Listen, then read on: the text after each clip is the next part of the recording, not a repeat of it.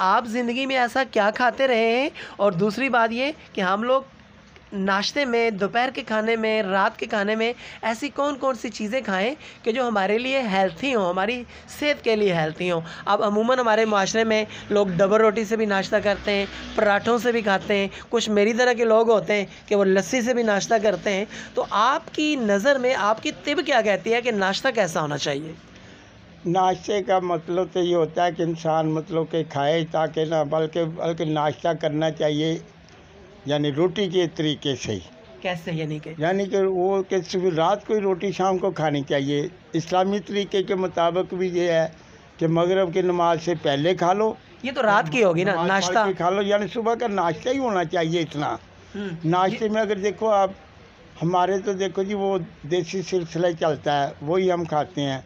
यानी मक्खन चलता है, ये रोटी चलती है, ये सब्ज़ी जो होती है रात को पक गई, सुबह बच गई, वो सब्ज़ी का इस्तेमाल हो गया। लेकिन साथ में दही का इस्तेमाल लाजमी रखते हैं, कभी दही खानी चाहिए ज़रूरी।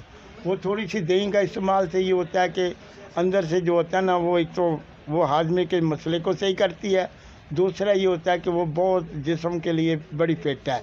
यानी जो ताकत होती है ना मुकाबला करने की, उसको वो बढ़ाती है। यानी आप ये कहना चाह रहे हैं कि नाश्ते के अंदर दही लाजमी होना चाहिए? हाँ, दही लाजमी होना चाहिए। नाश्ते में लस्सी होनी चाहिए? लस्सी हो जाए, लस्सी भी बहुत। मक्खन होना चाहिए नाश्ते में? मक्खन हो जाए, रोटी हो जाए, उबला हुआ अंडा होना चाहिए? अंडा हो जाए तो एक अंडा बस खाए, ज़्यादा नहीं, एक अंडा बहुत होता है। शोरबा होना चाहिए पाए या किसी भी सब्जी का? हाँ, शोरबा हो जाए, सब्जी हो जाए, बहुत अच्छी चीज़ है। अच्छा, मुझे आप ये बताएं कि नाश्ते में चावल होने चाहिए? नाश्ते में चावल का इतना इस्तेमाल नहीं करना चाहिए, क्योंकि चावल जो है ना, ये इंसान को जो है कि आजकल सुबह सुबह हर कोई दौड़ता चावल चने, चावल चने।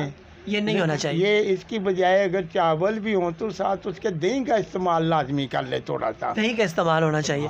अच्छा, मुझे ये बताएं, नाश्ते के अंदर नान खाना चाहिए? नान, वो नान खा लिया तो वो तो रोटी बन गई ना, जैसे मैं पहले कह रहा था। यानी सुबह का नाश्ता, रात की रोटी। अच्छा, सुबह का नाश्ता करें, रात की रोटी दोपहर की मिस कर लें।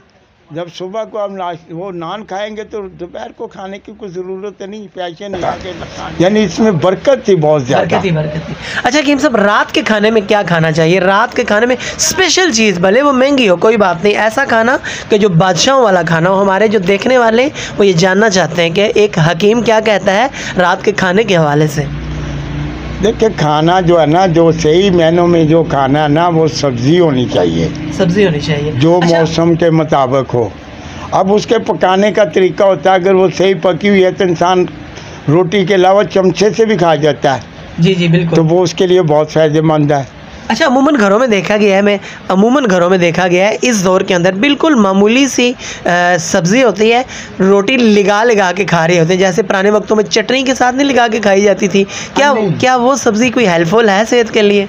नहीं, सब्ज़ी को तो खाएंगे तो उसका फ़ायदा होगा, ऐसे लगा के खाएंगे उसका तो कोई मकसद नहीं। यानी कि प्लेट का मतलब है प्लेट एक, बल्कि रह जाए रोटी के बाद उसको चम्मच से खा। जैसे ये बड़ी ज़बरदस्त होती है, ये मटर, गाजर, आलू, ये मूंगरे, ये मेथी, यानी ये सारी चीज़ें मिक्स होकर एक बनती है तो बहुत इसका जायका बनता है। और ये इंसान खाता हो, कहते हैं यार सुबह के लिए थोड़ी सी बचा के रख लूँ, सुबह में इसी से खाऊंगी, यानी इतना जायका हो जाता है इसका। मेथी भी बहुत ज़बरदस्त चीज़ है। आलू मेथी पकती है और मेथी में बहुत ताकत है। मेथी में बहुत ताकत है। अच्छा कीम साहब, मुझे ये बताएं, मिसाल के तौर पे आप किसी दावत पे गए हों और दावत भी किसी बिला तकल्लुफ़ जगह पे हो, जहाँ पे कोई तकल्लुफ़ ना हो ना, वो आपसे फरमाइश करें कि हकीम साहब आप क्या खाएंगे, तो ऐसी कौन सी चीज़ है कि जो आपकी बॉडी के लिए हेल्पफुल है, आप फरमाइश करें कि यार मुझे ना ये चीज़ खानी है? हमारा कभी ऐसा इत्तेफाक हो जाए ना, तो जैसे ये सर्दी का मौसम है, वो कहते हैं यार डिशें तो सारी, लेकिन यार वो मछली का इंतज़ाम करो। मछली का इंतज़ाम, मछली खाओ। ज़बरदस्त। हकीम साहब का ये कहना है कि मछली खानी है, मछली का इस्तेमाल करना है, मछली आपके लिए अच्छी है। और हकीम साहब भी अगर कहीं चले जाएँ जब बिल्कुल बिला तकल्लुफ़ माहौल हो तो ये मछली की फरमाइश किया करते हैं। तो हम इनसे पूछेंगे कि मछली के क्या क्या फ़ायदे हैं? मछली जो है ना, ये किसी को भी मना नहीं है।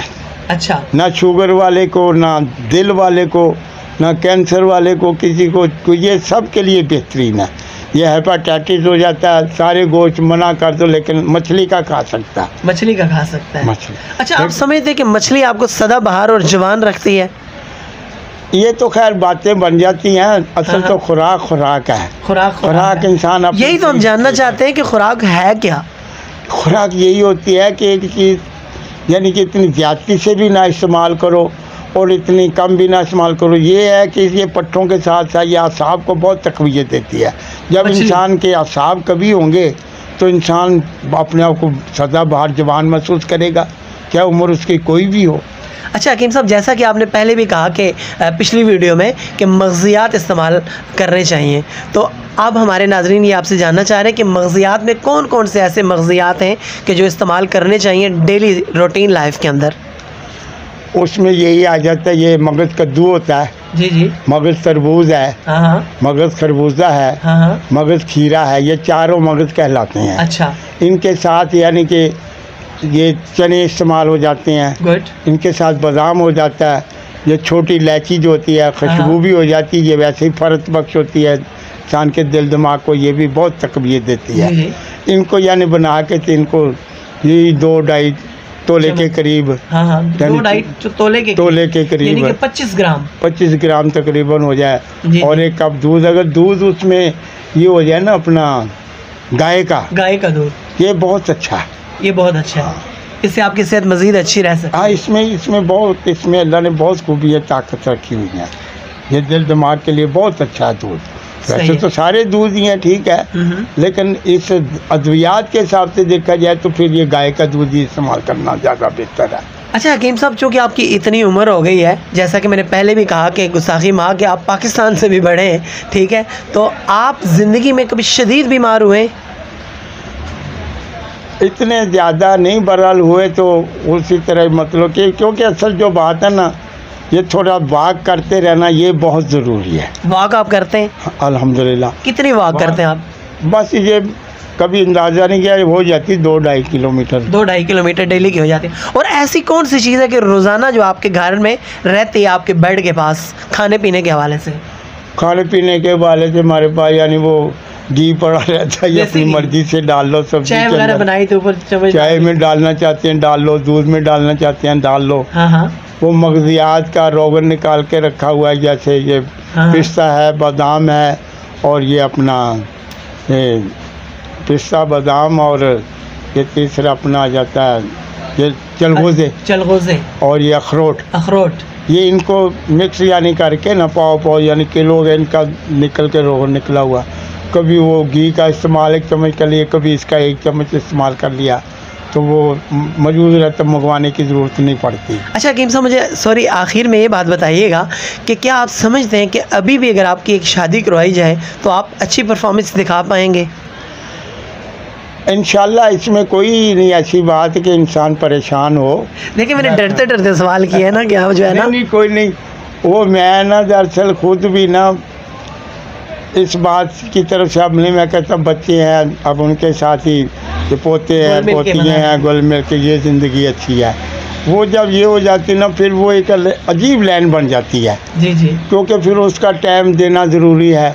जब उसको टाइम दो, वो जनाब बच्चे फिर कोई ना कोई बात बनाएंगे, लो जी दादा नवी जवानी चढ़ गई है, दादा जी उधर ही गए हुए नहीं जी, कमरे से बाहर नहीं निकल दे जी, ये नहीं, वो फिर मैं खुद भी अच्छा नहीं समझता। अच्छा, आपके पोते पोतियाँ बच्चे मिलाकर टोटली कितने बच्चे बनते हैं?